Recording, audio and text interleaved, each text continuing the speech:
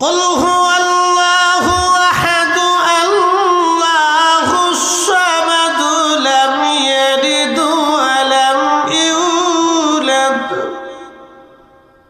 হুজুর আপনি বলে দেন আমি এক। আল্লাহুস সামাদ, আমি রব কোন মুখাফিক কিনা, আমি মালিক কারো মুখাফিক কিনা। লাম ইয়ালিদ ওয়া লাম ইউলাদ, আমি কারো কাছ থেকে জন্ম নেই না, জন্ম দেইও না। তো একমাত্র মিলাদ আল্লাহরই নাই, জন্ম নেই, জন্ম দেনও না, জন্ম হনও না। খ্রিস্টানদের বিশ্বাস হচ্ছে আল্লাহ আছে, কিন্তু আল্লাহর বউ আছে, বাচ্চা কাচ্চাও আছে।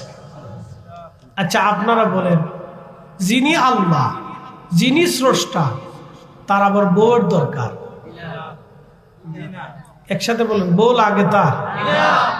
যিনি কাম, ক্রোধ, লোভ, মোহ, কামনা, বাসনা, রিয়া, আশা, আকাঙ্ক্ষা, জীবন, মৃত্যু, হায়াত, আলো, আধার, নভমণ্ডল, ভূমণ্ডল, পৃথিবী, আগে পরে, অতীত, বর্তমান, ভবিষ্যৎ, শুরু শেষ, যিনি সৃষ্টি করছেন তার তো কোনো শুরুও নেই, তার শেষও নেই।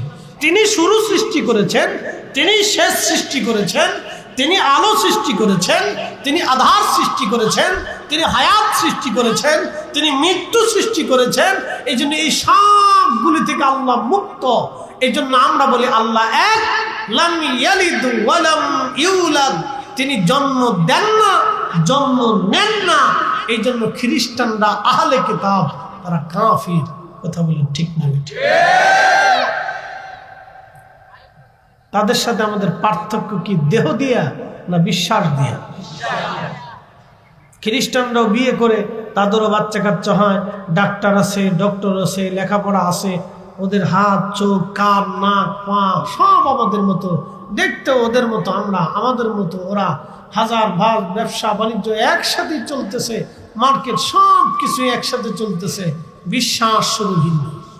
আমাদের দেশে সনাতনী যারা আছে তাদের সাথে আমাদের ওই দেহগত কোনো পার্থক্য নেই। তাদের যেমন দেহ, রক্ত, মাংস, বিয়ে শাদী, বাচ্চা কাচ্চা, কিন্তু বিশ্বাস কত তফাৎ।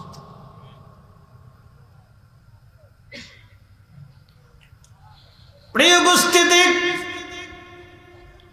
পশ্চিম দর্শাবাসী খুবই মনোযোগের সাথে কথাগুলি শুনবেন। আল্লাহ তাদের সম্পর্কে কোরআনে বলে দিলেন, ইন্নাল্লাযীনা কাফারু মিন আহলিল কিতাবি ওয়াল মুশরিকিনা ফী নারি জাহান্নাম। নিশ্চয়ই যারা কাফির এবং মুশরিক, আহলে কিতাব, অবিশ্বাসী, আহলে কিতাব, কাফির, মুশরিক যারা, আল্লাহর কোরআন বলতেছে ফি নারি জাহান্নাম খালিদিনা ফিহা, চিরদিন তারা জাহান্নামে থাকবে, কোনদিন জাহান্নাম থেকে তারা বের হতে পারবে না। চিরদিন তারা জাহান্নামে থাকবে, কোনদিনও জাহান্নাম থেকে তারা বের হতে পারবে না, তারা চিরদিনের জন্য জাহান্নামে। এবার চিন্তা করেন, ইমানের দৌলত কত দামি দৌলত, ইমানের দৌলত কত দামি দৌলত, কত মজবুত দৌলত আমাদের ইমানের দৌলত। এই ইমানের জন্য সাহাবায়ে কেরামের পিঠের চামড়া চলে গেল, গোশত চলে গেল, জীবন চলে গেল, সংসার ছেড়ে দিল, দেশান্তরী হলো, মাল ছেড়ে দিল, সন্তান শহীদ হলো, স্ত্রী ছেড়ে দিল। তার বড় সাহাবীরা জীবন ঈমান ছেড়ে দেয় নাই। একবার জোরে বলা যাবে আল্লাহু আকবার। তেলের গাড়ি তেলে চলে,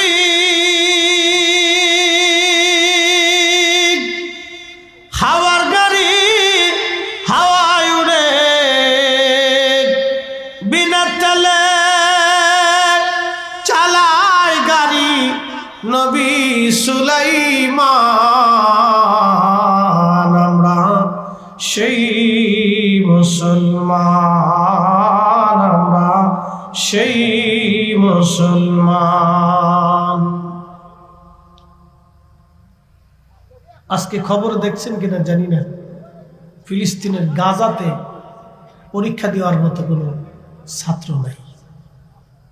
তাহলে তারা কি পরিমাণে সন্তানদেরকে হত্যা করছে আপনার শুনলে গা শিহীন।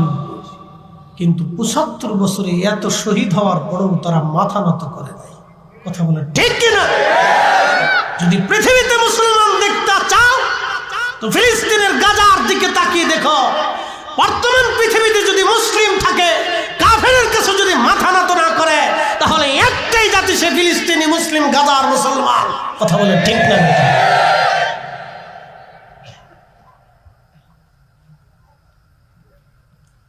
প্রিয় উপস্থিতি, খুব মনোযোগ দিবেন। সন্তান শহীদ হয়েছে, মা শহীদ হয়েছে, বাবা শহীদ হয়েছে, সব শহীদ হয়েছে। শাহাদাতের আমি সুধা একের পর এক পান করেছে, বাড়িঘর ধূলিসাৎ হয়ে গেছে, ক্ষুধার যন্ত্রণা অভাবে অনটনে দিন যাপন করতেছে। কত রজনী শীতের মধ্যে কম্বলবিহীন কাটিয়ে দিচ্ছে, কত মা সন্তানকে খাবার দিতে পারতেছে না। তারপরও কাফির জালিমের কাছে তারা মাথা নত করে নাই। তারা মুসলিম, তারা মুসলিম। আর আমরা মুসলমান একটু শীত বেশি বললে ফজর রক্তে মসজিদে যাইতে চাই না। কথা কোন ঠিক কিনা? মুসলিম শীত একটু বেশি বললে ফজর রক্তে মুসল্লি মসজিদে নাই, শীতের ডরে মসজিদে ঢুকতে চায় না। বিরাট শীত।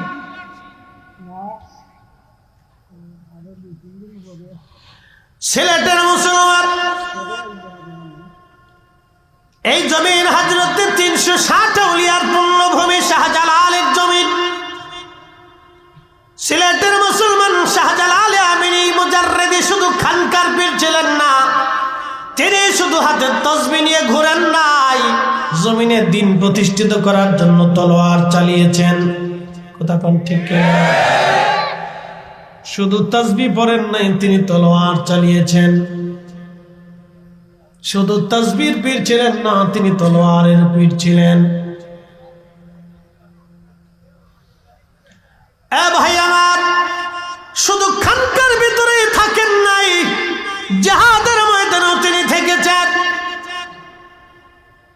সুদূর ইয়ামান থেকে জমিনে এসে কালেমার দাওয়াত তিনি পৌঁছিয়েছেন, দিন প্রতিষ্ঠিত করেছেন।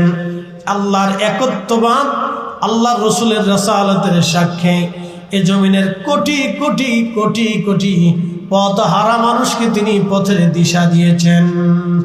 লা ইলাহা ইল্লাল্লাহু মুহাম্মাদুর রাসূলুল্লাহ সাল্লাল্লাহু আলাইহি ওয়াসাল্লাম।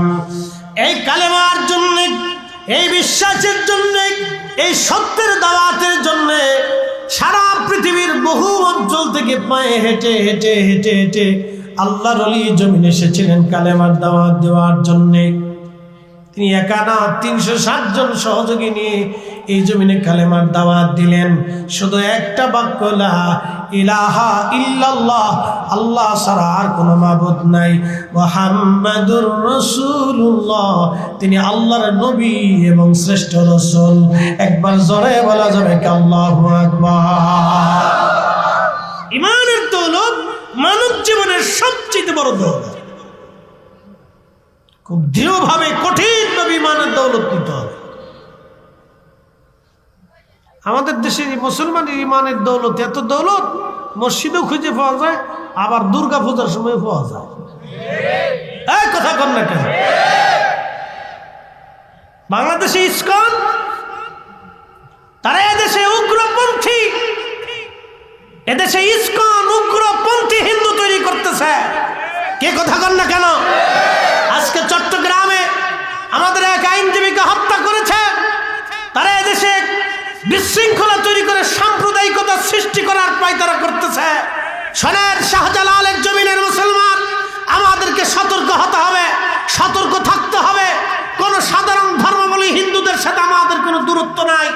আমরা দেশে মিলেমিশে বসবাস করি, একসাথে ব্যবসা করি, একসাথে বাজার করি, একসাথে সমাজ করি, একসাথে রাজনীতি করি, একসাথে দেশ করি। আমরা একসাথে দেশে চলেছি, একসাথে চলতেছি। ওরা নতুন করে ইসকন তৈরি করে আমার দেশে হিন্দু মুসলমানের দূরত্ব তৈরি করার জন্য এবং সাম্প্রদায়িক দাঙ্গা সৃষ্টি করার জন্য তারা ষড়যন্ত্র করে যাচ্ছে। আমরা মনে করি এই সময় যদি ইসকনকে নিষিদ্ধ না করা হয় তাহলে আগামীর বাংলাদেশের ভিতরে রক্তপাত হবে। কথা বলেন ঠিক না?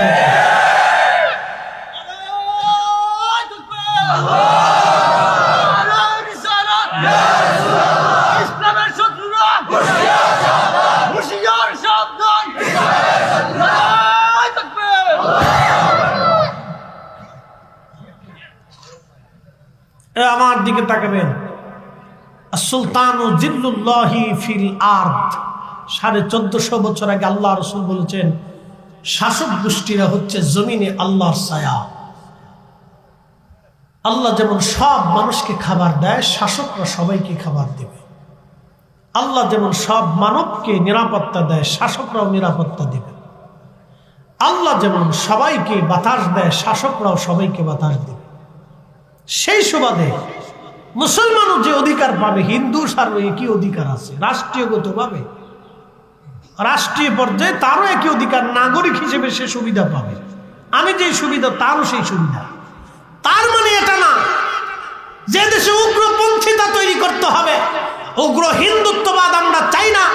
আমরা যেমন এদেশে জঙ্গিবাদও চাই না, ঠিক ওই রকম উগ্র হিন্দুত্ববাদ ইসকনকে বন্ধ করতে হবে। কথা বলেন ঠিক কিনা?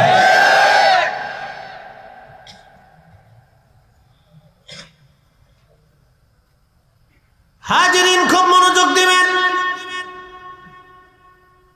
এই কালেমার জন্য, এই হকের জন্য, সত্যের জন্য সাহাবায়ে কেরাম যেইভাবে জীবন দিয়েছিলেন, পিঠের চামড়া দিয়েছিলেন, গোশত দিয়েছিলেন, কিন্তু মিথ্যার কাছে তারা মাথা নত করেন নাই।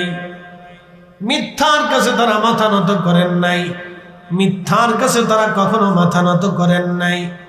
হযরত সুমাইয়া কৃতদাস ছিলেন, খুবই দরিদ্র, শুধু বিশ্বাস করলেন লা ইলাহা ইল্লাল্লাহ, আল্লাহ ছাড়া আর কোনো ইলাহা নাই, আল্লাহর কোনো শরীক নাই, আল্লাহ ছাড়া আর কোনো মালিক ও কোনো রব নাই।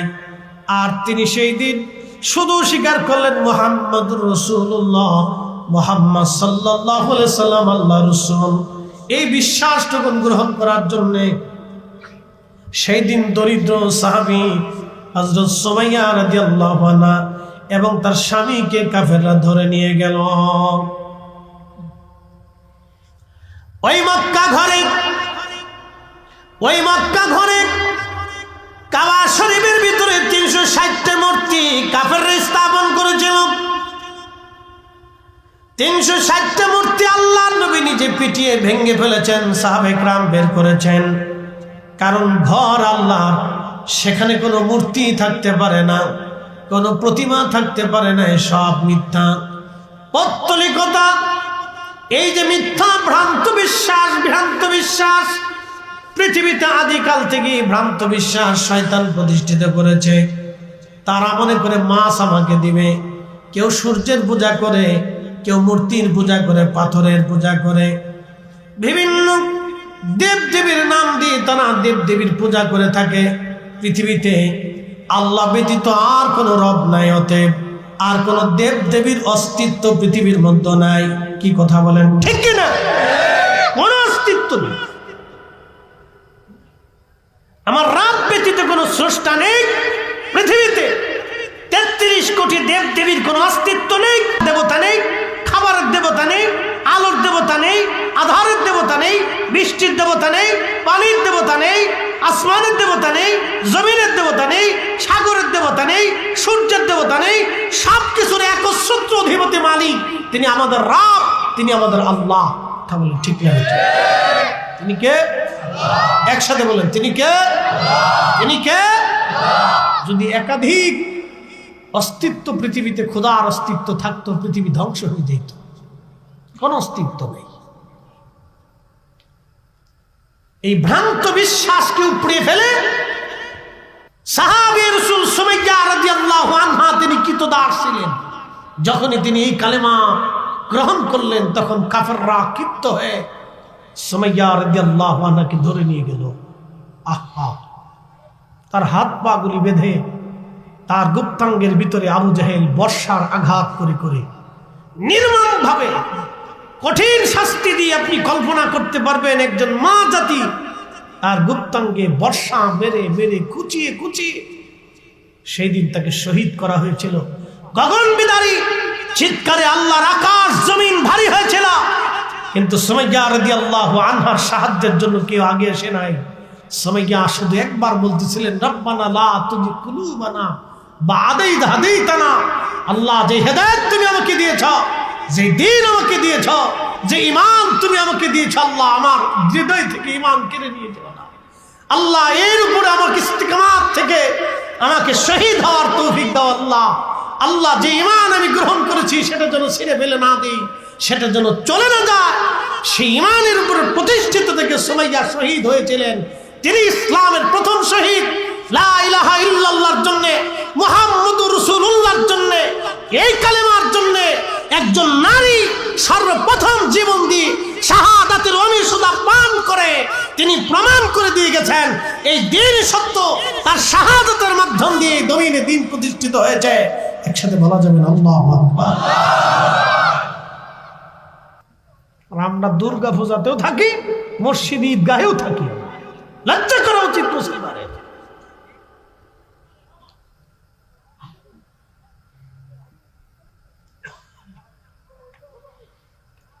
প্রিয় উপস্থিতি হাজিরিন, জানি কথাগুলি আপনাদের বড় কষ্ট হবে, তারপরে ইমানের তাগিদে বলতেছি। বলেন তো ফিরে যাব কার কাছে? একসাথে বলেন কার কাছে? 1400 বছর আগে কোরআন আল্লাহ বললেন, কুল্লু নাফস, এমন কোন জীবন নাই, যায়িকাতুল মাউত, মরণের স্বাদ আস্বাদন করতে না হবে। এমন কোন জীবন নাই। আপনার বাড়ির কুকুরটাকেও মৃত্যুর স্বাদ নিতে হবে, আপনার বাড়ির বিড়ালটাকে মরণের স্বাদ নিতে হবে, আপনার বাড়ির গরু ছাগল হাঁস মুরগি ভেড়া দুম্বা গাধা ঘোড়া গাছ তরুলতা পাতা সমুদ্রের মাছ নদীর মাছ পুকুরের মাছ জঙ্গলের প্রাণী এমন কোন জীব এবং জীবন নাই। বর্তমান বিজ্ঞানের গবেষণা অনুযায়ী পৃথিবীতে 4 লক্ষ প্রজাতির জীব জীবন আছে। আল্লাহ বলে দিলেন, হাবিব উম্মতকে জানিয়ে দেন, এমন কোন জীব জীবন নাই যে জীব জীবনের মৃত্যুর স্বাদ নিতে না হবে। এমন কোন জীব জীবন নাই যে জীব জীবনের মৃত্যুর স্বাদ নিতে না হবে। 1450 বছর আগে কোরআন আল্লাহ যাহা বললেন, 1450 বছর ধরে একটা শব্দ মিথ্যা কেউ প্রতিপন্ন করতে পারে নাই। কিয়ামত পর্যন্ত আল্লাহ চ্যালেঞ্জ দিয়েছেন, তোমরা কিয়ামত পর্যন্ত চেষ্টা করে দেখো আমার কোরআনের একটা হরফ তোমরা মিথ্যা পর্যবসিত করতে পারো কিনা।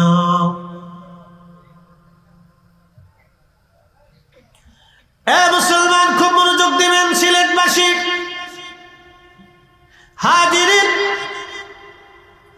আল্লাহ 1450 বছর আগে কোরআন আল্লাহ বলে দিলেন, কুল ইন্নাল মাউতাল্লাযী তাফিরুনা মিনহু ফাইন্নাহু মুলাকীকুম। তবে যে উম্মতকে বলে দেন মৃত্যু থেকে তারা পালানোর চেষ্টা করে, মরণ থেকে তারা পালায়, কি হাবিব উম্মতকে জানায় দেন যতই পালাক মৃত্যু তার সাথে মোলাকাত করবে, এই মরণ তার সাথে মোলাকাত করবে, এই মরণ তার সাথে মোলাকাত করবে।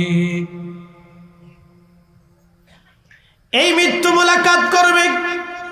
সুম্মা তুরাদ্দুনা ইলা আলিমিল গায়বি ওয়াশ শাহাদাত। এই মৃত্যু তার সাথে মোলাকাত করার পরে তাকে আমার আল্লাহ তাকে এমন একটা জায়গায় নিয়ে যাবে, সেই জায়গা আমার রবের স্থান, আমার রবের সামনে নিয়ে যাবে, যিনি আমার আপনার গোপনে গোপনে সব আমার আল্লাহ জানে। এমন কিছু নাই রবের কাছে কোনো কিছু গোপন নাই, তিনি সব জানেন। আল্লাহ তার কাছে নিয়ে চলে যাবেন। ফায়ুনাব্বিউকুম বিমা কুনতুম তা'মালুন। আমি আপনার জীবনে যা কিছু করেছেন না কেন, সেই দিন আমার রব সবার সামনে সেটা উপস্থাপন করবে। আপনাকে দেখিয়ে দিবে, বান্দা তুমি এই এই এই কাজ করেছ, এটা এটা তুমি করো নাই। সব আল্লাহ দেখিয়ে দিবে। সিলেটের মুসলমান তাওহীদ রুবুবিয়তের উপরে, রাসালাতের উপরে পরিপূর্ণ ইয়াকিন আপনাকে রাখতে হবে, বিশ্বাস আপনাকে রাখতে হবে। কারণ কোরআনে আল্লাহ যত জায়গা ডাক দিয়েছেন তত জায়গায় ঈমানের কথা আগে আল্লাহ বলেছেন। ইয়া আইয়ুহাল্লাযীনা আমানু, এইভাবে ঈমানদার বলে আল্লাহ ডাক দিয়েছেন। আমিনু বিল্লাহি ওয়া রাসূলি, ঈমানদার আমি আল্লাহর উপর ঈমান আনো। ওয়া রাসূলিহি, আমার রাসূলের উপরে তোমরা ঈমান আনো। আল্লাহর সাথে সাথে তার রাসূলের উপর ঈমান আনতে আল্লাহ বলে দিলেন। আল্লাহর পর পর রাসূলের উপর ঈমান আনতে হবে, আল্লাহর পর পর তার রাসূলের উপর ঈমান আনতে হবে। আল্লাহ মানের সাথে সাথে নবী মানতে হবে। আল্লাহ কোরআনে বলে দিলেন, ইয়া আইয়ুহাল্লাযীনা আমানু আতিউল্লাহ ওয়া আতিউর রাসূল। হে ঈমানদার, আল্লাহ মানার সাথে সাথে আমার রাসূল মানতে হবে। আমি আল্লাহ যেইভাবে মানবা, আমার রাসূল ওইভাবেই তোমরা মানবা। একবার জোরে বলা যাবে কি আল্লাহু আকবার। আল্লাহ যেইভাবে মানবা, আমার নবীকে সেইভাবে মানবা। আমি আল্লাহকে যেইভাবে বিশ্বাস করবা, আমার রাসূলকে সেইভাবেই বিশ্বাস করবা। বুঝতে কি কোনো অসুবিধা হচ্ছে আপনাদের? বোঝার চেষ্টা করুন। আল্লাহ যেইভাবে মানবেন, রাসূলকে সেইভাবে মানতে হবে। আচ্ছা বলেন, আল্লাহ সত্যবাদী না মিথ্যাবাদী? আমার রাসূল একসাথে বলেন, জোরে জোরে বলেন, জোরে বলেন। 63 বছরের জীবনে তার কোনো খাতা আছে? চুল পরিমাণ তার চরিত্রে কোনো কলঙ্ক আছে? চুল পরিমাণ জীবনে কোনো ধোঁকা আছে? চুল পরিমাণ জীবনে কোনো মিথ্যা আছে? চুল পরিমাণ কখনো তিনি সত্যের খেলাফ করেছেন? কখনোই না, ভুলেও না। এই জন্য আল্লাহ বলছেন, হাবিব উম্মতকে বলে দেন, আতিউল্লাহ, আমাকে যেইভাবে ইত্তেবা করবে, ওয়া আতিউর রাসূল, আপনাকে সেইভাবে ইত্তেবা করতে হবে, সেইভাবেই মানতে হবে। সিলেটের মুসলমান হযরত সুমাইয়া কালেমা পড়ছে নবী দেখে। সুমাইয়া কিন্তু আল্লাহ আগে চিনে নাই, আগে নবী চিনছে। কথা কোন ঠিক কিনা? হযরত ইয়াসারকে ধরে নিয়ে যাওয়া হলো। সুমাইয়া রাদিয়াল্লাহু আনহার স্বামী হযরত আম্মার রাদিয়াল্লাহু আনহুর বাবা। হযরত ইয়াসারকে ধরে নিয়ে যাওয়া হলো। তিনি দরিদ্র মুসলমান ছিলেন। আবু জাহেলের লোকেরা তাদেরকে ধরে নিয়ে হযরত ইয়াসারের 2টা পায়ের মধ্যে রশি বাঁধল। 2 পায়ের মধ্যে রশি বেঁধে উটের গলার মধ্যে, 2 উটের গলার মধ্যে বেঁধে দিল। 2টা উট 2 দিকে সারিয়ে দিল। উট দৌড়াইতে লাগলো। হযরত ইয়াসার রাদিয়াল্লাহু আনহুর মাঝখান থেকে ছিঁড়ে ফেরে ফেরে একজন মানুষ 2টা খণ্ডে বিভক্ত হয়ে গেল। 2 খণ্ডে যখন একজন মানুষ বিভক্ত হয়ে গেল, হযরত ইয়াসার নিজের জীবন দিয়ে দিলেন, কিন্তু ঈমান দেন নাই। নিজের জীবন দিয়েছিলেন, ঈমান দেন নাই। তিনি হযরত ইয়াসার সুমাইয়া রাদিয়াল্লাহু আনহার স্বামী, স্বামী আর স্ত্রী 2 জন একসঙ্গে জীবন দিলেন, কিন্তু ঈমান দেন নাই। একবার জোরে বলা যাবে কি আল্লাহু আকবার? নানা চিৎকার মেরে জোরে বলেন আল্লাহু আকবার। আমরা সেই মুসলমান, জীবন দিতে জানি, ঈমান দিতে জানি না। কথা বলেন ঠিক কিনা? আমরা সেই মুসলিম, জীবন দিতে জানি, ঈমান দিতে জানি না। আমাদের ঈমানের অনেক দাম। আল্লাহর নবী বলেন, উম্মত, তোমাদেরকে যদি কেটে কেটে কেটে কেটে টুকরা টুকরা করে ফেলে দেওয়া হয়, তাহলেও তোমরা শিরক করবে না, শিরক করবে না, শিরক করবে না। যদি কেটে কেটে টুকরা টুকরা করা হয় তারপর শিরক করবে না, শিরক করবে না, বেঈমান হয়ে কবরে যাবে না, বেঈমান হয়ে কবরে যাবে না। যদি তোমাদেরকে কেটে কেটে টুকরা টুকরা করা, আপনাকে এইভাবে ঈমান আনতে হবে, কালেমার উপরে এইভাবে আপনাকে দায়েম কায়েম থাকতে হবে, মুসলিম মুসলিমের মতো হতে হবে।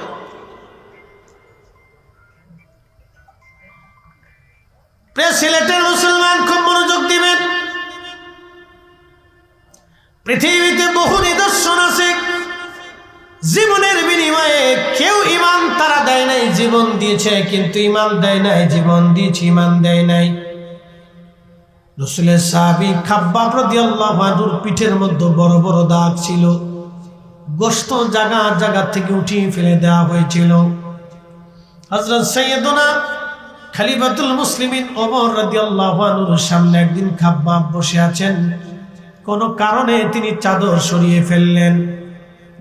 চাদর সরানোর পরে হযরতে ওমর রাদিয়াল্লাহু আনহু দেখতেছেন খাব্বাবের পিঠের মধ্যে জায়গায় জায়গায় জায়গায় জায়গায় গোশত নাই, জায়গায় জায়গায় গোশত নাই, জায়গায় জায়গায় গোশত নাই। এবং তিনি লক্ষ্য করলেন গোশত শুধু উঠেই যায় নাই, জায়গায় জায়গায় গর্ত হয়ে রয়েছে, সাদা সাদা হয়ে গেছে। সাইয়েদুনা ওমর জিজ্ঞেস করলেন, খাব্বাব রে, তোমার জীবনে কি কোনোদিন বসন্ত হয়েছিল?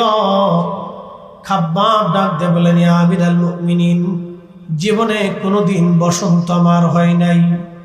তাহলে বলো খাব্বাব, কি জন্য তোমার পিঠের মধ্যে এমন বড় বড় গর্ত হয়ে গেছে, গোশত জায়গায় জায়গায় গোশত নাই, সাদা সাদা হয়ে গেছে?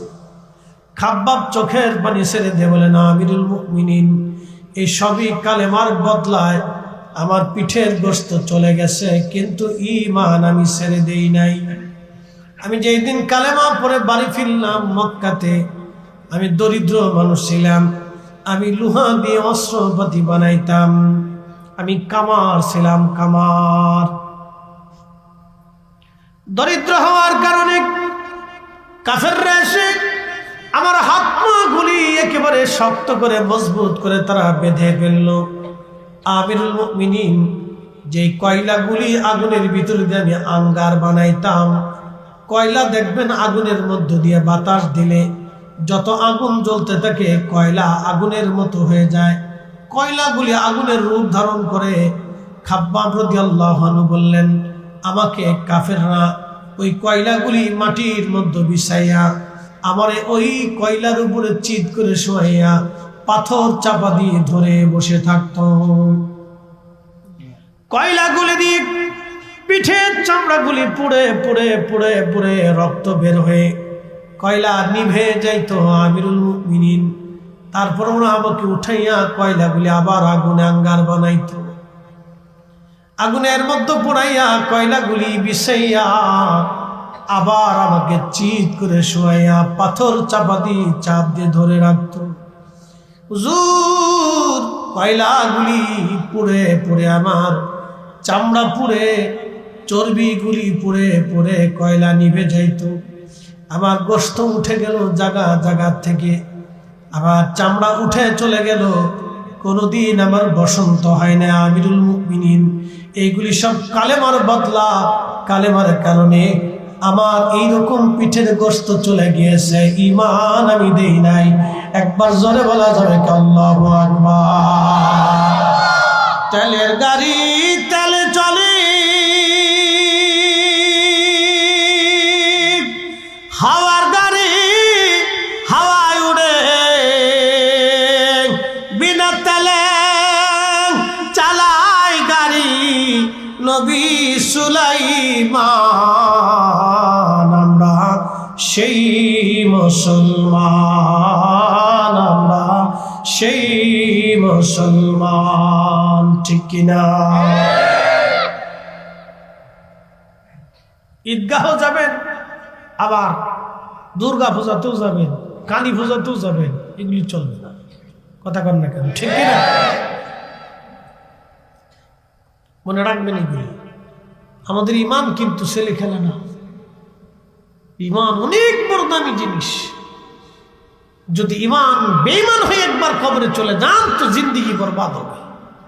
আবাদুন আবাদাত, চিরস্থায়ীর জন্য আপনাকে জাহান্নামে পড়তে হবে, কোনোদিন আর বের হওয়ার কোনো সুযোগ নেই। সিলেটের মুসলমান শুধু এই উম্মত না, পূর্ব জামানাতেও ইমানের জন্য বহু জনকে পরীক্ষা দিতে হয়েছিল। এই ইমানি পরীক্ষা পূর্ব জামানাতেও বহু দিতে হয়েছে। আল্লামা ইমাম আবুল ফারাজ ইবনুল জৌজি তিনি একটা ঘটনা তিনি লিখতেছেন তিনার উয়ুনুল হিকায়াতের মধ্যে। পূর্ব জামানাতে একজন যুবক 24 ঘন্টা আল্লাহর ইবাদতে কাটায় দিত, একটা সেকেন্ডের জন্য সে ইবাদত বন্ধ করত না। তো অল টাইম খানকার ভিতরে সে ইবাদত করে। এলাকাতে দেখবেন কিছু দুষ্ট লোক আছে, যুবকরা নামাজে গেলে ওই আপনার পাশ থেকে বাজে বাজে কথা বলে, হ্যাঁ দেখছ না নামাজ পড়তেছে, বিরাট বুজুর্গ, হাসি তামাশা করে। রোজা রাখলে ভালো কাজ করলে দেখবেন কোন যুবক যদি ভালো কাজ করে আরো 10টা আরো 2টা দেখবেন তাকে বাজে কমেন্টস করতে থাকে, খারাপ কথা বলে। দূর, এগুলো কি পাবে? এই যে দেখবেন আমার এই যুবক শ্রেণীগুলি যারা মাহফিলে কষ্ট করতেছে, ওদেরকে আরো 10 জন দেখবেন দূর, এইগুলো করে কি লাভ পাবে, কি পাইছিস জীবনে, নানান ধরনের এই কথা বলতে থাকে। কিন্তু কথাগুলিকে উপেক্ষা করে যারা আল্লাহর দিকে ফিরে আসে তারা হলো অরিজিনাল। কথা বলেন ঠিক না বেঠে? তাদের ঈমান আর ওদের ঈমান 1000 দিন রাত পার্থক্য, আকাশ ও জমিন পার্থক্য হবে। এ মুসলমান, এই মানব জাতি, অবশ্যই আমাদেরকে কবরে চলে যেতেই হবে। অবশ্যই আমরা আল্লাহর কাছে ফিরে চলে যাব। এই গ্রামে 100 বছর বয়সী কেউ আছে? আবার বলি, এই গ্রামে 100 বছর বয়সী কেউ আছে? কেউ নাই। এর অর্থ হচ্ছে 100 বছর আগে যারা এই গ্রামে ছিল তারা আজকে সবাই মাটির নিচে চলে গেছে। ঠিক 100 বছর পরে আপনারাও সবাই আমরা মাটির নিচে চলে যাব। নতুন প্রজন্ম আসবে, কোরআন ঠিক থাকবে, আজানও ঠিক থাকবে, মাহফিলও ঠিক হবে, কিন্তু আমরা সবাই মাটির নিচে। বলেন চলে যাব কার কাছে? একসাথে বলেন, কার কাছে? কোনো সন্দেহ আছে? ফিরে আসার কোনো সুযোগ আছে? সনাতনী হিন্দু ধর্মের বিশ্বাস হচ্ছে যদি মানুষ পৃথিবীতে ভালো কাজ করে তাহলে ভগবান তাদেরকে আবার পৃথিবীতে পাঠাবে। কিভাবে পাঠাবে? কাউরে বানাবে ধনী, শিক্ষিত। ওই যে কবি একটা কবিতা লেখছে, আপনারা জানেন কিনা জানি না, আমি আপনাদেরকে বলতেছি। আবার আসিব ফিরে ধানসিঁড়িটির তীরে, বাংলায় এ নবান্নে, হয়তো শালিকের বেশে না হয় শঙ্কচিলে। জীবনানন্দ দাশ তিনি একজন সনাতনী হিন্দু ধর্মের কবি ছিলেন। কত সুন্দর করে তার ধর্মের বাক্য তিনি লিখে গেছেন। আবার আসিব ফিরে ধানসিঁড়িটির তীরে, নবান্নে এই বাংলায় শঙ্খচালিকের বেশে অথবা কাউয়ের বেশে অথবা হাঁসের বেশে, না হয় ছাগলের বেশে, না হয় পাগলের বেশে। কি কথা না, কি আজেরে বক্তব্য! কোরআন আল্লাহ বলতেছে, ওয়ালা ইউআখিরাল্লাহু নাফসান ইযা জাআ আজালুহা।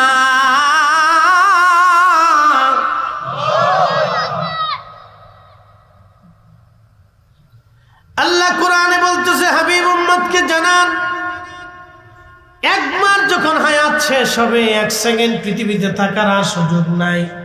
কথা তো সত্য, হায়াত শেষ হয়ে গেলে কাউকে পৃথিবীতে থাকার আর কোনো সুযোগ নাই।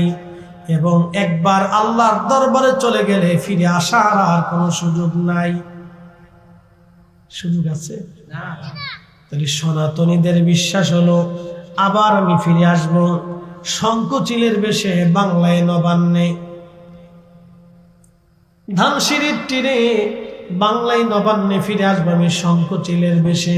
অথবা কাউয়ার বেশে, অথবা কোকিলের দেশে কোকিলের বেশে, অথবা হাঁস মুরগি কুত্তা বিলের বেশে আমি আবার ফিরে আসবো।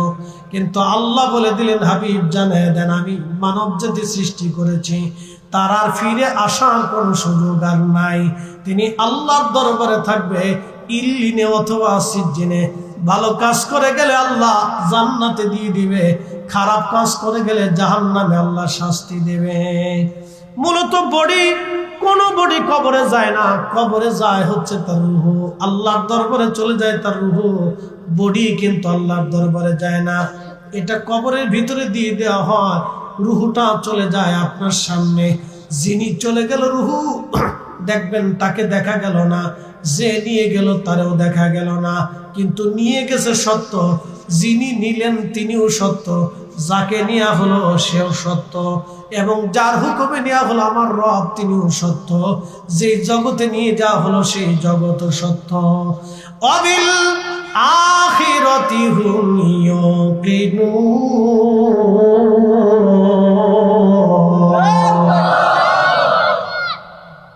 আখিরাত সত্য, যাকে নিলেন তিনিও সত্য, যে নিলেন তিনিও সত্য। নিলেন কে? মালাকুল মউত। আল্লাহ কুরআনে তো বলছে, ফাইন্নাহু মুলাকিকুম, ওই মালাকুল মউত তোমার সাথে মোলাকাত করবে।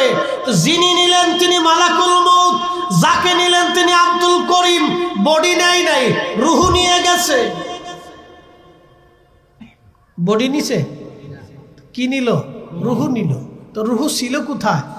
প্রথমে মায়ের পেটে পাঠানো হলো, তার আগে ছিল কি? তা রূহের জগতে। কে সৃষ্টি করছে? আল্লাহ। ইয়া আইয়ুহাল ইনসান মা গাররাকা বিরাব্বিকাল কারীম। হে মানব জাতি, তোমাকে কিসে আল্লাহ থেকে জুদা করলো? কে তোমাকে আল্লাহ থেকে জুদা করলো? কিসে তোমাকে আল্লাহ থেকে জুদা করলো? আল্লাযী খালাকাকা, অথচ আমি তোমাকে সৃষ্টি করেছি। ফাসাওয়াকা ফাআদালাক, শরীর ন্যস্ত করেছি, সুঠাম করেছি। তোমার চোখের জায়গা চোখ দিয়েছি, আলো দিয়েছি, জবান দিয়েছি, জিহ্বা ফিট করেছি। দাঁতের নিচে কখনো জিহ্বা পড়ে না, এটা লেভেল করে তৈরি করা হলো।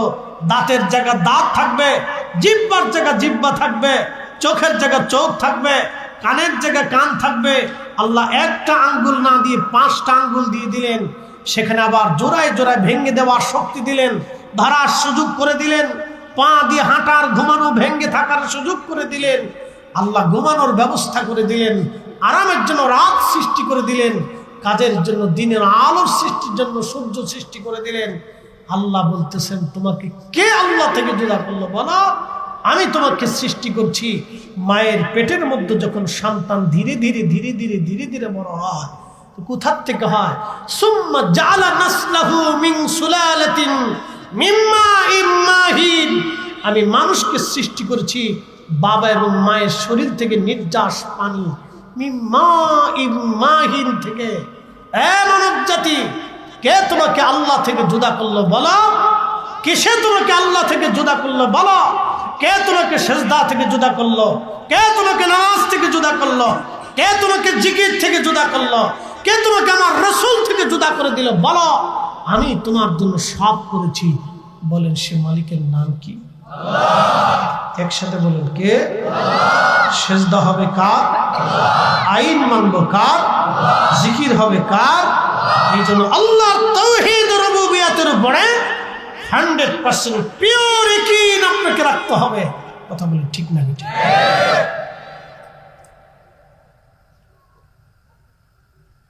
প্রিয় উপস্থিতি, এই কথাগুলি আমাদের জন্য অত্যন্ত জরুরি হয়ে গেছে। কারণ মুসলমান মসজিদেও যায়, মাহফিলেও বসে, দুর্গা পূজাও যায়। এই জন্য দুঃখে এই কথাগুলি বলতেছি আজকে। হাজার হাজার হাজার হাজার যুব শ্রেণী আমাদের ভ্রান্ত পথের মধ্যে চলে যাচ্ছে। কে গাঞ্জুটি, হিরোইনসি, বাবাখোর, ইয়াবাখোর, সন্ত্রাস, লুচ্চি, কি কথা কর না কেন?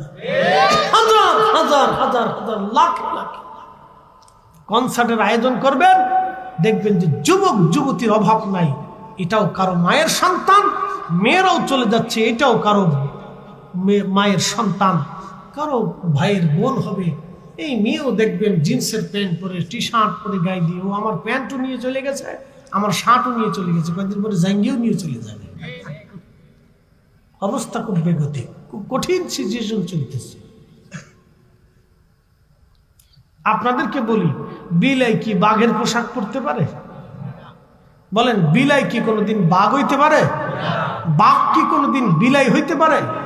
নারী কি কোনোদিন পুরুষ হইতে পারে? পুরুষ কি কোনোদিন নারী হতে পারে? তসলিমা নাসরিন মরে গেছে, ফি নারি জাহান্নাম খালিদিনা ফিহা।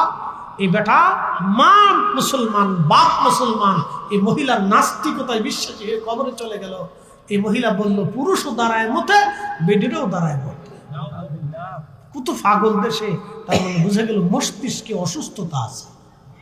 কি কথা বল না কেন? মস্তিষ্কে অসুস্থতা আছে। তা নাহলে এই কথা কে বলে?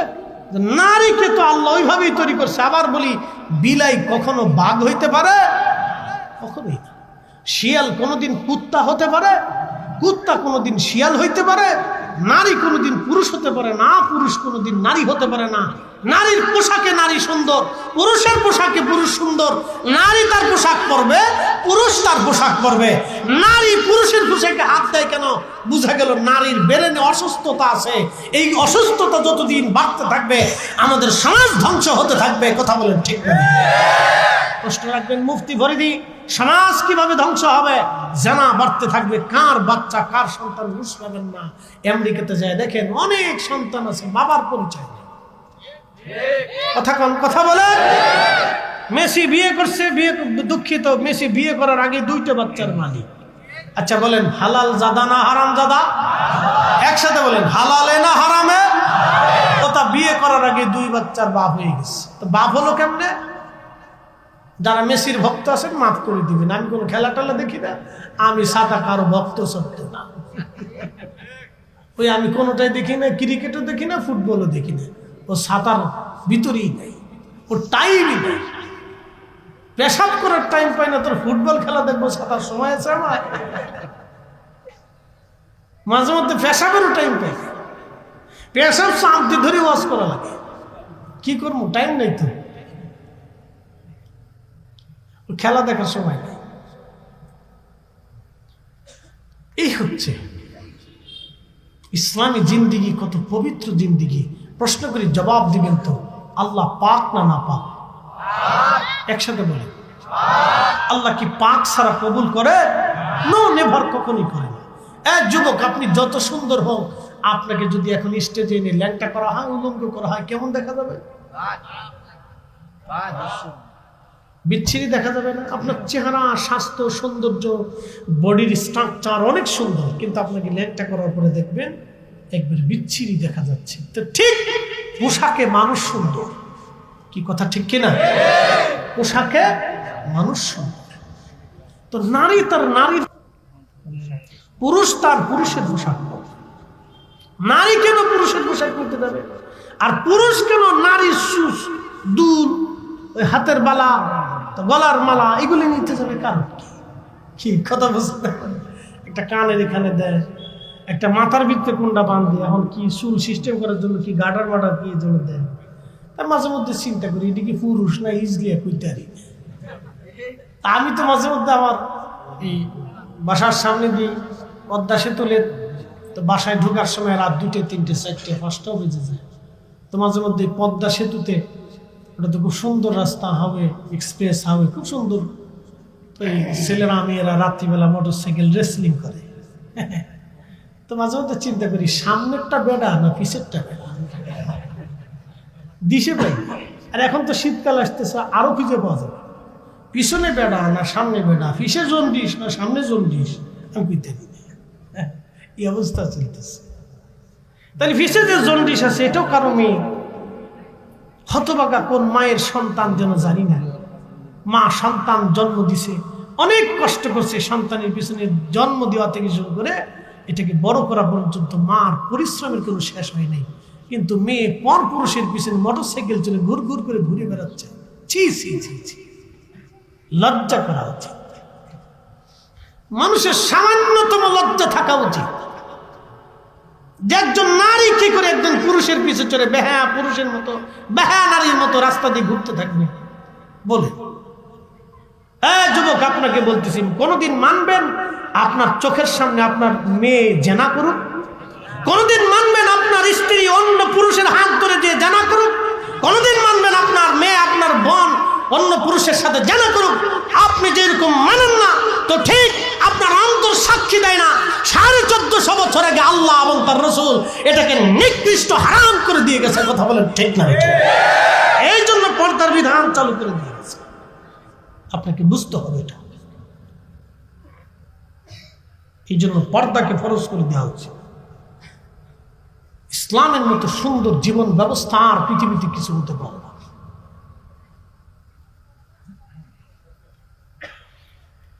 প্রিয় মুসলমান, খুব মনোযোগের সাথে কথা বলে শুনবেন। বলছিলাম পূর্ব জামানাতে একজন বুজুর্গ সারাদিন 24 ঘন্টা আল্লাহর ইবাদতে কাটায়। তো লোকেরা এসে তাকে উত্ত্যক্ত করতে থাকে, কিন্তু কোনো কথা সে বলে না। 24 ঘন্টায় সে তার খানেকার ভিতরে ইবাদতে থাকে। এলাকার বখাটে কিছু মানুষ চিন্তা করলো, এই যুবকটাকে আমরা একটু পরীক্ষা করে দেখি, পরীক্ষা কেমন। তারা একটা পতিতা নারীকে ভাড়া করলো। ওই পতিতা নারীকে বলল, যদি যুবকের সঙ্গে তুমি জেনা করতে পারো তাহলে তোমাকে এই পরিমাণে অর্থ প্রদান করা হবে। আপনি মনে রাখবেন, পৃথিবীতে যত বেহায়া নারী আছে দেখবেন তাদের কোনো শরম লজ্জা নাই। বেহায়া নারী যারা, তাদের কোনো লজ্জা শরম তাদের কিছু নাই। কোনো শরম লজ্জা তাদের নাই। লজ্জা শরম বলতে তাদের কিছু নাই। বন্ধু আমার, আল্লাহর নবী বলতেছেন, ওই যুবক রাত্রিবেলা ইবাদত করতেছে, মহিলা একটা পতিতা নারীকে ভাড়া করা হলো, তোমরা এই যুবকের সঙ্গে জেনা করবা। জেনা করার উদ্দেশ্যে মহিলাকে ভাড়া করার পরে এই মহিলা সুযোগ খুঁজতেছিল কোন দিন কোন সময় যুবকের কাছে যাবে। একজন যুবক 24 ঘন্টা আল্লাহর ইবাদতে কাটায়। ওই যুবকটা রাত্রিবেলা ইবাদত করতেছিল, আকাশে গুড়ি গুড়ি বৃষ্টি নামতেছিল, মেঘে বারে বারে মানে মেঘ চমকাইতেছিল, গুড়ি গুড়ি বৃষ্টি নামতেছে। ওই পতিতা মহিলা চিন্তা করলো, আজকে সুযোগ রে, এই পুরুষের কাছে আজকে যেতে হবে। তো খানকাটা একটু নিরিবিলি জায়গা ছিল। আপনারা জানেন দুনিয়ার যত অলি বুজুর্গরা ছিলেন তারা নিরিবিলি আল্লাহর ইবাদত করার চেষ্টা করতেন। নিরিবিলি, তারা সবসময় নিরিবিলি নীরবে থাকতেন। এই জন্য কেউ পাহাড়ে চলে গেছে, কারো জীবনে আসছে পাহাড়। আপনারা বলেন, মাঝে মধ্যে বললেন যে হুজুর অমুক অলি মসজিদ বাদ দিয়ে পাহাড়ে চলে গেল কেন? শুনে যাবেন, আল্লাহর নবী নিজেও পাহাড়ের গুহাতে 40 দিন পর্যন্ত ধ্যানে মগ্ন ছিলেন। শুনে যাবেন, খন্দকে যদি যান তো খন্দকের পাহাড়ের পিছনে একটা পাহাড় আছে, জাবালে আবু সিলা। এই পাহাড়ের ছোট্ট একটা গুহা আছে। এই গুহাতে 3 দিন পর্যন্ত আল্লাহর নবী একাধারে সেজদার মধ্যে থেকে আমাদের গুনার জন্য, ক্ষমার জন্য আল্লাহর নবী 3 দিন কেঁদেছেন। একসাথে বলা যাবে না আল্লাহু আকবার? না না, হয় না, আরো জোরে বলেন, জোরে জোরে। খন্দকের পাহাড়ের পিছনের পাহাড় জাবাল আবু সিলা। এই জাবাল আবু সিলাতে নবীজি ছোট্ট একটা গুহার ভিতরে 3 দিন একাধারে সেজদায়। 3 দিন নবীজিকে মদিনাতে খুঁজে পাওয়া গিয়েছিল না। 3 দিন শুধু একই কান্না, অর্থের জন্য না, হাসান হুসাইনের জন্য না, ফাতেমার জন্য না, সংসারের জন্য না, স্ত্রীর জন্য না, বংশের জন্য না। একটাই বাক্য ছিল, ইয়া রাব্বি হাবলি উম্মতি। আল্লাহ, আমার উম্মত গুনাহ করে ফেলছে, আমার উম্মত গুনাহ করবে, আমার উম্মতের ভুল হবে, মাফ করতেই হবে, মাফ করতেই হবে, ক্ষমা করতেই হবে। 3 দিন সেজদার মধ্যে থেকে এই উম্মতের ক্ষমার জন্য নবী সেজদার মধ্যে কাটাইছে।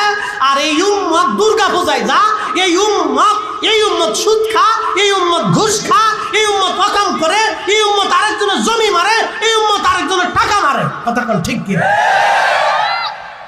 এই জন্য আল্লাহ রাসূল সেজদায় পড়ে কাঁদে নাই, তিনি কাঁদছিলেন আমাদের ক্ষমার জন্য। নবীর উম্মত, যুব শ্রেণীদেরকে আজকে বলতেছি, বৃদ্ধ বাবাজিদের বয়স হয়ে গেছে।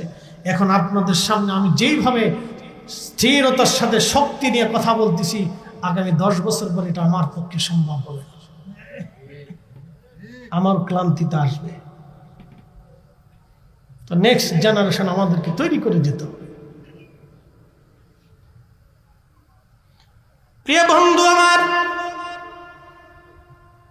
সিলেটবাসী এই যুবক মহিলা পতিতা ঘরের দরজার পাশে এসে টোকা দিছে। ভিতর থেকে যুবক ডাক দিয়ে বলল, কে? বলে, আমি একজন অসহায় নারী, বিপদে পড়ে গেলাম, গুড়ি গুড়ি বৃষ্টি, পথ হারিয়ে ফেলছি, দরজা খোলেন, আমাকে সাহায্য করেন। বুজুর্গ যুবকের চিন্তা, যদি এই সময় আমি তাকে সাহায্য না করি তাহলে এদেশের পুরুষরা যদি জানতে পারে তাকে ফিরে ছেড়ে নিয়ে চলে যাবে। একটা কথা আজকে বলে দিয়ে যায়, কোন মায়ের সাহস হবে না তার মেয়েটাকে একা একা এখন ছেড়ে দিবে আর সে সিলেট পর্যন্ত নিরাপদে পৌঁছাবে, কোনো গ্যারান্টি নাই। একসাথে বলেন আছে? একসাথে বলেন আছে? কে নিরাপত্তা দিবে? হাকিকতে নিরাপত্তা তো আল্লাহ, কিন্তু বাংলাদেশে এই সিচুয়েশনে কে নিরাপত্তা দিবে? কোন সিচুয়েশনে দিবে? এই নিরাপত্তা একমাত্র পৃথিবীতে 4 জন দিয়েছিল, আবু বকর, ওমর, উসমান, আলী। এই 4 জনের খেলাফত আমলে এই নিরাপত্তা ছিল। নারী রাতের আধারেও হেঁটে চলে গেলেও কেউ জিজ্ঞাসা করে নাই কে যা, কিসের জন্য যাচ্ছে, কোনো জিজ্ঞাসা ছিল না। পুরুষ যুবক তাকে আগিয়ে দিয়ে সম্মানের সাথে পৌঁছাই দিয়েছে। সেই জামানা আর নেই। তবে হ্যাঁ, যদি পৃথিবীতে হযরত ইমাম মাহদীর মতো কেউ খেলাফত প্রতিষ্ঠিত করতে পারে তাহলে হতে পারে, কিন্তু আশা করব কিভাবে বলুন? তবে হ্যাঁ, ইসলামিক জীবন ব্যবস্থা, রাষ্ট্রীয় শাসন ব্যবস্থা যদি কায়েম হয় তাহলে হয়তো কিছু আশা করা যায়। এই কথা বলেন ঠিক কিনা? কিছুটা হলেও আশা করা যায়, আশা করা যায়। কিন্তু আমরা যে মানুষ, নিজেরাই তো খাদক, নিজেরাই তো খাদক। কত মসজিদ কমিটি মসজিদের টাকা চুরি করে খায়।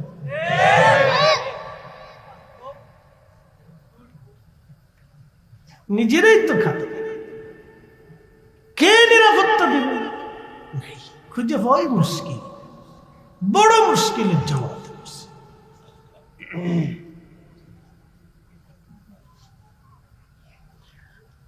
সিলেটের মুসলমান, বড় কঠিন সিচুয়েশন আমাদের।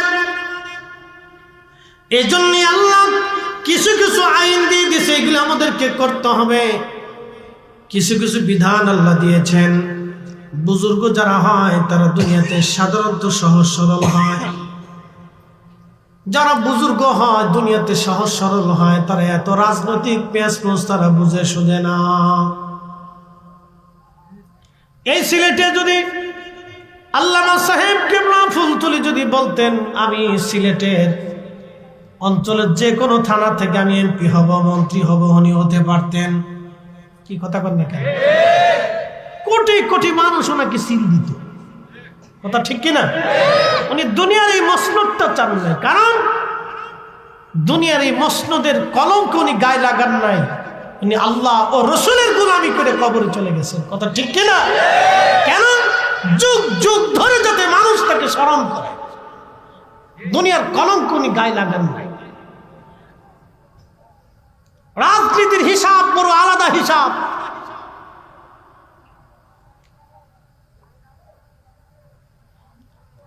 বন্ধু আমার, খুব মনোযোগ দিবেন। বুজুর্গরা সবসময় সহজ সরল হয়। রাজনীতির হিসাব হলো মারতে হবে, মরতে হবে, এখানে ঠকাইতে হবে, ওখানে বাস দিতে হবে, কার মাথায় বাড়ি, কার রক্ত চুষতে হবে, কোত্থেকে টাকা নিতে হবে, অন্যায় 2 নম্বর, ন্যায় অন্যায়। হিসাব কিতাব না করলে রাজনীতি হয় না। বড় কঠিন দুনিয়ায় বর্তমান সিচুয়েশনে। এই জন্য পৃথিবীর অনেক বুজুর্গ রাজনীতি পছন্দ করতেন না, রাজনীতি গ্রহণ করেন নাই। ইচ্ছা করার জনপ্রিয়তা থাকা সত্ত্বেও তারা নেন নাই। এই যুবক মহিলা যখন বলতেছে দরজা খুলে দেন, দরজা খুলে দেয়া হলো। যুবক বলতেছে, আপনি এত রাত্রেবেলা আমি বিপদে পড়ে গেছি। আলাদা করে তার ওই খানকার ভিতরে পর্দা টেনে দিয়ে যুবক বলল, আপনি ওইখানে বিশ্রাম করেন। ওই কথা বলে আলাদা জায়গা করে দিয়ে যুবক নামাজে দাঁড়ায় গেল। নামাজ চলতেছিল, এমন সময় মেয়েটা সেজে গুজে এসে ওই যুবকের সামনে বারবার জেনা করার জন্য অঙ্গ ভঙ্গি দিচ্ছিল। আমাদের দেশের কিছু নারী আছে দেখবেন, এমন কিছু অঙ্গভঙ্গি দেয় যেগুলো কাতি মাসের কুত্তা পর্যন্ত ফেল হয়ে যায়।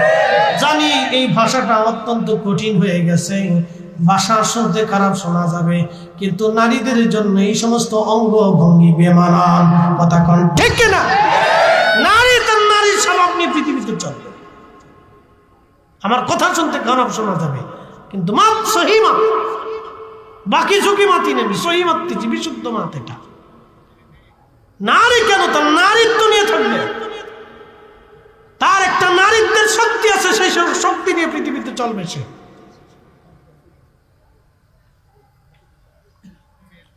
বন্ধু মনোযোগ দিবেন। এই যুবক অঙ্গভঙ্গি দিচ্ছিল এই মহিলা জানা করার জন্য। যুবক চিন্তায় পড়ে গেলেন, এই মহিলা তো আমাকে জানা করার জন্য উদ্বুদ্ধ করতেছে, কিন্তু যুবক মন তো জেনার জন্য উদ্বুদ্ধ মন হয়ে যায়, বারবার জেনার দিকে ঝুঁকে যায়। যুবক তখনই নিজের মনকে ডাক দিয়ে বলতেছে, যুবক রে, তুমি জেনা করতে চাইতেছ, দুনিয়ার আগুনে, জাহান্নামের আগুনে পড়ার আগে দুনিয়ার আগুন তুমি সহ্য করে দেখো। এই কথা বলে তার সামনে যে প্রদীপ জ্বলতেছিল তার একটা আঙ্গুল প্রদীপের মধ্য দিয়ে পুড়িয়ে ফেলল। যখন একটা আঙ্গুল পুড়াইলো, তারপরও তার জেনার লিপসা যায় না, দ্বিতীয় আঙ্গুল পুড়িয়ে ফেলল। এইভাবে সারা রাত্র ওই মহিলার জেনা থেকে বাঁচার জন্য কি বিপদ, আল্লাহ এক বিপদ থেকে বাঁচাইয়া আর এক বিপদের মধ্যে ফেলাই দিল। পরীক্ষা চলতেছে, তো রাষ্ট্রের সৈন্যরা তাকে ধরে নিয়ে গেল, রাজার সামনে বিচার বসে গেল। যুবক বলতেছে, রাজা আপনি তো আমাকে জানেনই, আমি কখনো জেনা করিনি, তাকে হত্যাও করিনি। রাজা বলতেছে, যুবক বুজুর্গ, আমি আপনার কথা বিশ্বাস করে নিলাম, আপনি বুজুর্গ, আমি জানি আপনি জেনাও করেন নাই, হত্যাও করেন নাই, কিন্তু আপনার ঘরেই তার মৃত্যু সংঘটিত হয়েছে, আদালত চায় সাক্ষী। এ যুবক, আপনার বিরুদ্ধে সাক্ষী হলো আপনার ঘরের মধ্যেই মৃত্যু সংঘটিত হয়েছে। লোকেরা বলতেছে আপনি হত্যা করেছেন এবং তাকে ধর্ষণ করেছেন, কিন্তু আপনি যে তাকে হত্যা করেন নাই, ধর্ষণ করেন নাই, তার কি কোনো প্রমাণ আপনার কাছে আছে? বিচার তো সাক্ষী চায়, আদালত সাক্ষী চায়, তা আপনার কি কোনো সাক্ষী আছে? তো যুবক বলতেছে, বাচ্চা, তাহলে আমাকে কি একটু সময় দেওয়া যাবে? আমি দুইটা আল্লাহ করে যুগে যুগে আল্লাহ তার এরকম প্রিয় বান্দা ওলি বুজুর্গদেরকে আল্লাহ সাহায্য করছে। কথা ঠিক কিনা? আগের যুগেও করছে, এখনো করে, আগামীতেও করবে, আগামীতেও। প্রিয় উপস্থিতি আমার, একসাথে বলেন, আমরা ফিরে যাব কার কাছে? একসাথে বলেন, কার কাছে? তো আল্লাহর কাছে তো যাব, চলে তো কি নিয়ে যাব? দুইটা জিনিস, মিষ্টি, বাদাম, সানাসুর, সোনা, গহনা, টাকা, দই, কলা, কিছু ফল, রুটি টুটি, এগুলি নেওয়ার কোনো সুযোগ আছে মনে হয়? হ্যাঁ, দুইটা জিনিস নিতে হবে, এক নম্বর ঈমান, দুই নম্বর আমল। ঈমান আমল আপনাকে নিতে হবে। আল্লাযীনা আমানু ওয়া কানু ইয়াত্তাকুন, ঈমানে মুত্তাকিতে যারা পরিপূর্ণ হবে, লাহুমুল বুশরা ফিল হায়াতিদ দুনিয়া ওয়া ফিল আখিরাহ, দুনিয়াও চিন্তা নেই, আখিরাতও চিন্তা নেই। আল্লাহ আলো বলেছেন, ইন্না, আমার দিকে তাকাবেন, এখানে অনেক ভাইরা বসা আছে। কিয়ামতের ময়দানে কি আল্লাহ চেহারা দেখে ফয়সালা করবে? পোশাক দেখে, স্বাস্থ্য দেখে? কিচ্ছু দেখে না। ইন্না আকরামাকুম ইনদাল্লাহি আতকাকুম, ঢাকা ইউনিভার্সিটির সবচেয়ে বড় ফার্স্ট বয় যে, এটা দেখে আল্লাহ ফয়সালা করে। পৃথিবীর কোন বিশ্ববিদ্যালয়ের চ্যান্সেলর, ভাইস চ্যান্সেলর, প্রিন্সিপাল, অধ্যক্ষ, উপাধ্যক্ষ, মুহাদ্দিস, শাইখুল হাদিস, এগুলি দেখো আল্লাহ ফয়সালা করে। আল্লাহর একটাই ফয়সালা হবে, ইন্না আকরামাকুম ইনদাল্লাহি আতকাকুম। যার অন্তরে আল্লাহর ভয় বেশি হবে, দিন মজুর রিকশাওয়ালা হলো, সে কিয়ামতের ময়দানে সম্মানিত হবে। আর আল্লাহর ভয় যদি দুনিয়াতে না থাকে, সে পৃথিবীর বড় ভাইস চ্যান্সেলর হলেও, অক্সফোর্ড, হার্ভার্ড এবং মিশর আল আজহার বিশ্ববিদ্যালয়, মদিনা ইউনিভার্সিটির চ্যান্সেলর, ভাইস চ্যান্সেলর হলেও আল্লাহর দরবারে তার 4 পয়সা মূল্য হবে না। কথা বলেন ঠিক না বেটা? কোনো দাম নেই। রিকশাওয়ালার চাইতেও সে অসহায় থাকবে কিয়ামতের ময়দানে। এই জন্য দুনিয়াতে যারা সম্মানিত হবে, মেহশরের মাঠে তারা অপমানিত হবে। দুনিয়াতে অনেক মানুষ অসম্মানিত থাকবে, কিয়ামতের ময়দানে তারা সম্মানিত হবে। ইন্না আকরামাকুম ইনদাল্লাহি আতকাকুম। শুধু তাকওয়ার কারণে, তাকওয়ার কারণে, তাকওয়ার কারণে, আল্লাহ ভীতির জন্য, রাসূলের গোলামির জন্য কিয়ামতের ময়দানে তারা সম্মানিত হবে। একসাথে বলা যাবে না মারহাবা? ফিরে যাব কার কাছে? একসাথে বলেন কার কাছে? ওই মালিকের কাছে ফিরে চলে যেতে হবে। আমাদের আগে সবাই চলে গেছে, আমাদের আগে সব চলে গেছে।